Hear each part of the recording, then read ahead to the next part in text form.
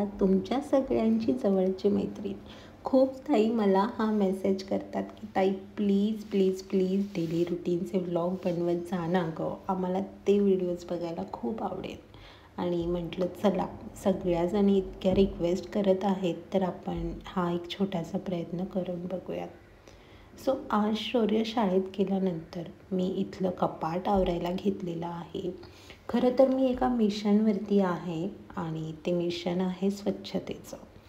गेले 2 वर्ष, म्हणजे जवळजवळ 2 नाही 2.5 वर्ष म्हणू शकतो, की शौर्य झाल्यापासून घरामध्ये जितकी स्वच्छता हवी तितकी मनासारखी होत नाही आहे आणि खूप मला त्याचा त्रास होत आहे.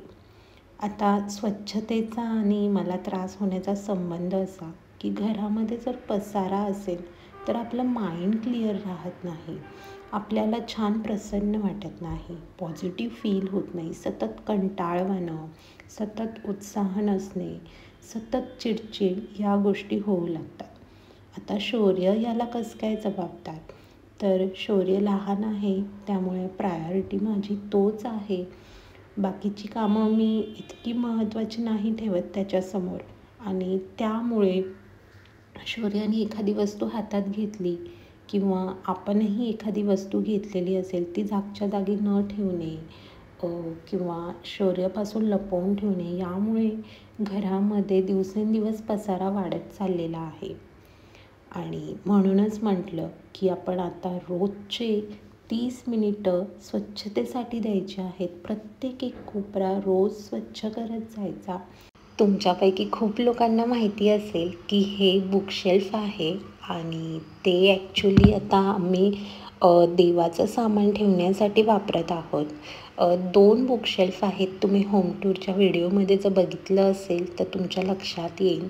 एका बुकशेल्फमध्ये आम्ही पुस्तकं ठेवलेली आहेत आणि हे जे दुसरं बुकशेल्फ आहे त्याच्यामध्ये देवाचं सामान सध्या ठेवत आहोत, कारण शौर्य लहान आहे.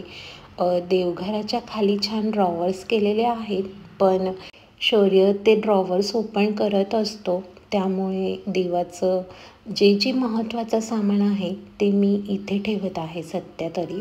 काय होतं, सणासुदीच्या काळामध्ये आपण देवाचं पूजेचं सामान घेतच असतो आणि माझंही तेच होतं. मी बरंचसं सामान आहे ना रिपीट घेत असते.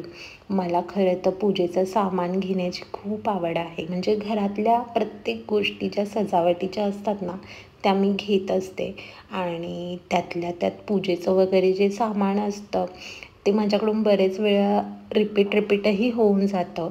म्हणून म्हटलं यावेळेस थोडंसं माइंडफुल शॉपिंग आपण करूयात. अगोदर चेक करूयात की आपल्याकडे काय काय आहे आणि जे नाही आहे ते घेण्याचा प्रयत्न करू जर गरजेचं असेल तर. तरी पण घेतलं तर जाणार आहेच आणि त्याच उद्देशाने हे कपाट पहिले आवरूया म्हटलं. कपाट आवरताना एक गोष्ट तरी माझ्या लक्षात आलेली आहे की माझ्याकडे रांगोळीचे सगळे रंग आहेत आणि यावर्षी अजिबात रांगोळी विकत घ्यायची नाही आहे. 2 पिशव्या भरून माझ्याकडे रांगोळी मला सापडलेली आहे आणि तरीसुद्धा मी दरवेळेला मार्केटला गेल्यावरती रांगोळी विकत घेऊन यायची की अरे आपल्याकडे हा रंग नाही आहे, हा आपण घेऊयात. असं करता करता सगळे रंग मी आणलेले आहेत आणि काही रंग तर रिपीटसुद्धा झालेले आहेत.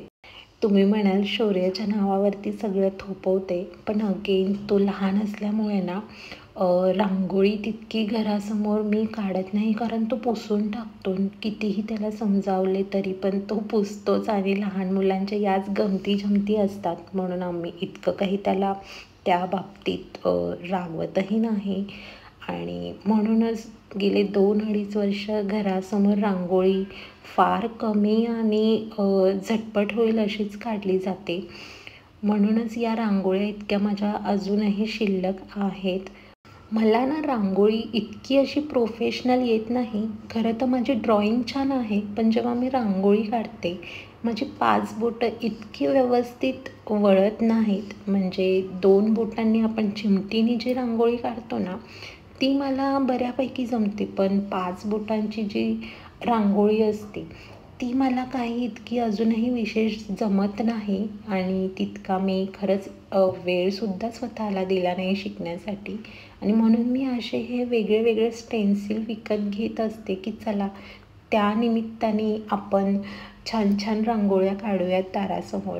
तुम्ही जर आमच्या दारासमोरचा पॅसेज बघितला असेल तर तो खूप मोठा आहे आणि मी हे घर घेताना म्हणूनच हे घर सिलेक्ट केलं होतं की तो पॅसेज मला खूप आवडला होता. तिथे रोज रांगोळी काढणे आणि घर सजवणे या गोष्टी मी इमॅजिन करून हे घर घेण्यासाठी आग्रह केलेला. आणि खरं सांगते, सणासुदीला जेव्हा मी सजवते तो पॅसेज, त्यावेळेला मला खरंच खूप प्रसन्न वाटतं आणि आजूबाजूला राहणारे लोकंसुद्धा आम्हाला खूप छान कमेंट्स करतात की खूप छान आहे तुमचं एंट्रन्स. सो मी रांगोळी अशा प्रकारे या कंपार्टमेंटच्या डब्यामध्ये ठेवलेली आहे, म्हणजे इझिली आपल्याला ती घेता येईल आणि मिक्स होणार नाही. व्हाईट रांगोळीसुद्धा माझ्याकडे भरपूर आहे. सो हे तर ठरलं आहे की यावर्षी आता रांगोळी घ्यायची नाही. तरीसुद्धा माझा मोह होणारच आहे. जेव्हा रांगोळीची दुकानं मी बघते ना मार्केटमध्ये, मला असं वाटतं की अरे, सगळेजण घेत आहेत आणि आपण नाही घेतलं. आणि मी खरंच यावर्षी तर खरंच स्वतःला कंट्रोल करणार आहे मार्केटमध्ये गेल्यानंतर. पण बघू, काही नवीन असेल ना, वेगळं काही, ते घेण्याचा प्रयत्न करेन छोटंसं. सो हे जे स्टेन्सिल्स आहेत वेगळे वेगळे, हे मी मागच्या वर्षी घेतलेले आणि ते खरंच मला वापरता आले नाही का ते खरंच यूज होत नाहीत व्यवस्थित, मला काही त्याचं कळलंच नाही आहे. आणि ते मी आता ठेवून देते आहे बॉक्समध्ये. आणि तुम्ही जर ते स्टेन्सिल वापरून छान रांगोळ्या काढत असाल तर प्लीज मला सांगा की कसे काढलं जातं, कारण मला नाही जमत आहे. कपाट आवरता आवरता मी विसरलीच होती की माझी एक अपॉइंटमेंट होती आणि त्या ताईंचा मध्येच कॉल आला.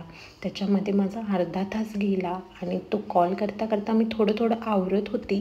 पण अगेन क्लायंट इज इम्पॉर्टंट म्हणून मी आवरायचं थोडं बाजूला ठेवलं आणि त्यांचा कॉल अगोदर घेतला.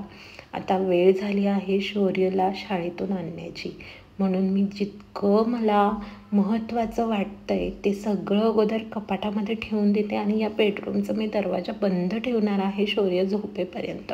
कारण त्याने जर हे सगळं पाहिलं तर मग समजून जा काय होणार आहे. सो जितकं काचेचं सामान आहे ते कपाटामध्ये ठेवून या बेडरूमचा मी दरवाजा लावून घेतला आणि शौर्यला स्कूलमध्ये आणायला गेली. त्याला स्कूलमधून आणलं, त्याला पोटभर खाऊ घातलं आणि मग थोड्या वेळ त्याच्यासोबत खेळल्यानंतर त्याला झोपी लावलं आहे. आणि आता पुन्हा मी हे कपाट व्यवस्थित लावायला घेतलेलं आहे. माझ्याकडे ना रांगोळीसोबत धूप आणि अगरबत्तीचं पण भरपूर साठा आहे. मी तुम्हाला दाखवेलच हे कपाट व्यवस्थित लावल्यावरती की किती माझ्याकडे अगरबत्ती आहेत करून. आणि मला खरंच खूप आवडतं दिवाबत्ती करताना धूप अगरबत्ती घरामध्ये लावणं. खूप प्रसन्न वाटतं आणि घरातील त्यामुळे निगेटिव्हिटीसुद्धा बाहेर पडते.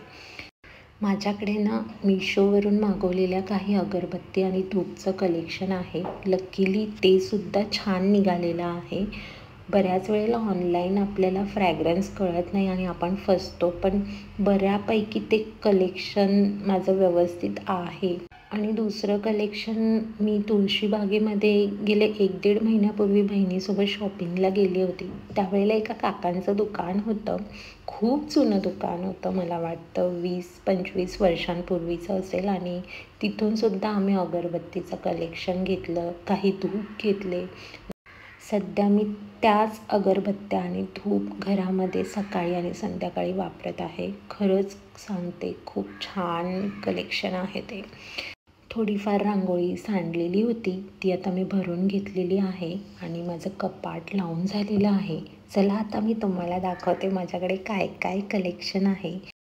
या पहिल्या कप्प्यामध्ये मी समय, देवाची भांडी, धूपदाणी आणि छोटे चौरंग जे आहेत ते सगळे ठेवलेलं आहे.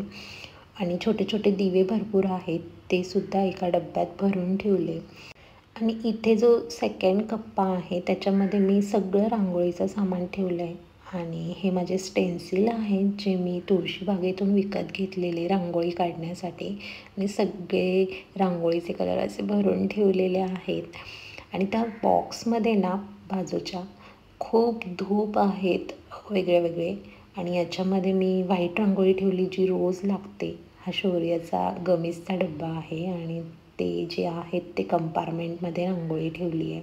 ग्लास ठेवलेत मी थर्माकोलचे रांगोळी काढताना घ्यायला, म्हणजे इझी पडतं. या बॉक्समध्ये ना मी छोटे छोटे दिवे ठेवलेले आहेत. माझ्याकडे भरपूर छोटे दिवे आहेत जे मी काढलेले नाही अजूनपर्यंत, ते मी त्याच्यामध्ये भरून ठेवलेले आहेत आपण दीपपूजन करतो तेव्हा वापरायला. आणि इथे बघू शकाल तुम्ही मॅच बॉक्ससाठी बरणी केलेली आहे, कारण मॅच बॉक्सला हवा लागली तर मग ते सादळतात. या कपमध्ये पण मी रोजची लागणारी मॅचीस, आपली सुपारी, एक्स्ट्राचे जे देवाचे हार आहेत ते ठेवलेले आहेत. इथे कापूर आहे. मला कापूरसुद्धा जाळायला खूप आवडतं रोज. आणि या बरणीमध्ये मी वेगळे वेगळे धूपचे स्टिक ठेवलेले आहेत जे मी मिशोवरून मागवलेले. इथे पण मागे बघू शकता तुम्ही 3 डबे आहेत माझ्याकडे धूपचे जे मी मिशोवरूनच मागवलेले. आणि इथे या बरणीमध्ये जे टिक्का लावण्याचे हे असतात, स्टेन्सिल काय म्हणतो त्यांना आता मला आठवत नाही आहे, ते शौर्यासाठी मी घेतलेले पंढरपूरवरून ते ठेवले. परत हे तुपाचे दिवे आणि याच्यामध्ये मी हिरवी मूग डाळ ठेवली आहे. या माझ्या 2 पिशव्या आहेत. रोज मंदिरात मी घेऊन जात असते वेगळे वेगळे धान्य शिवलिंगावरती अर्पण करण्यासाठी, त्यातलीच ही एक डब्बी आहे. आणि हे आहे तेल माझ्या मारुती रायाला जे मी वापरते. ही छोटी धूपदाणी ही सुद्धा मी लावत असते. आणि त्या मोठ्या डब्यामध्ये खूप अगरबत्त्या आहेत ज्या मी मिशोवरून मागवलेल्या आणि त्या इतक्या वापरात नाही आहेत, कारण सध्या मी सांगितलं ना तुळशीबागेतून आणलेलं कलेक्शन मी रोज लावते आहे. हे पण मिशोवरून मागवलेलंच कलेक्शन आहे आणि 1-2 त्यातल्या मी वापरल्या आहेत. इथे वरती बघाल तर हे धूप आहेत, असे कोन धूप जे मी मिशोवरूनच मागवलेले. भरपूर होते, त्यातले 3 पॅकेट अजूनही बाकी आहेत आणि ते खूप दूर होतो. ते सुद्धा मी 15-1 दिवसातून एकदा लावत असते. इथे दिवे आहेत. हे पप्पांनी दिवे पाठवलेले आहेत तुळजाभवानी आईला देण्यासाठी, मला ते द्यायचे आहेत. आता मी परत जाईल तुळजाभवानीच्या मंदिरामध्ये, तेव्हा मी तिथे ठेवून येईल ते. इथे आहेत देवाचे आसन. परत या डब्यामध्ये मी तोरणं ठेवलेली आहेत जे एक्स्ट्राचे आहेत. अगेन हा जो डब्बा आहे हा माझ्या आवडीचा आहे. तुळशीबागेतून आणलेल्या सगळ्या अगरबत्त्या याच्यात ठेवल्या आहेत. त्या काकांनी मला सांगितलेलं की अगरबत्ती खूप जपून वापर, त्या तुटू शकतात, म्हणून मी डब्यात भरून ठेवल्या आहेत. इथे आपले जे काही प्लेट्स लागतात सणावाराला एक्स्ट्राच्या त्या आहेत. देवाचे वस्त्र आहेत आणि या 2 माझ्या मंदिरात जाण्याच्या पिशव्या आहेत ज्या मी घेऊन जात असते.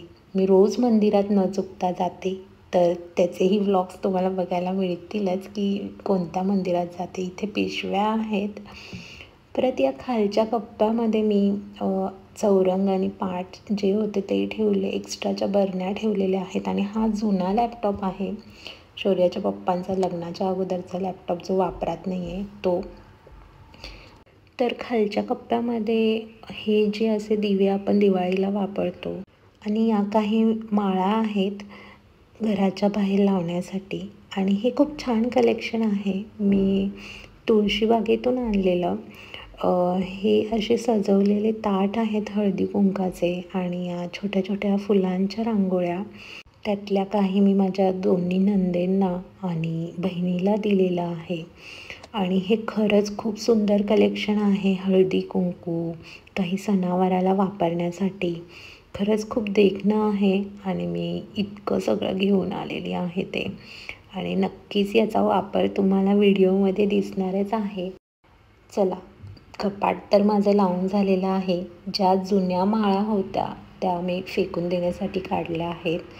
सो फायनली आज माझा डिशवॉशर घरी आलेला आहे. डिशवॉशर का घेतला, तो कसा यूज होतो, खरंच उपयोगी आहे का, कितीला घेतला, या सगळ्यावरती छान छान व्लॉग्स रोज येणार तर आहेतच.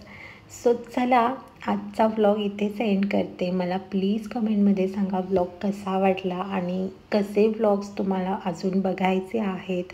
आणि रोज दुपारी 2 वाजता आपला व्हिडिओ येणार आहे, तर चॅनलला सबस्क्राईब करा आणि प्लीज सपोर्ट करा.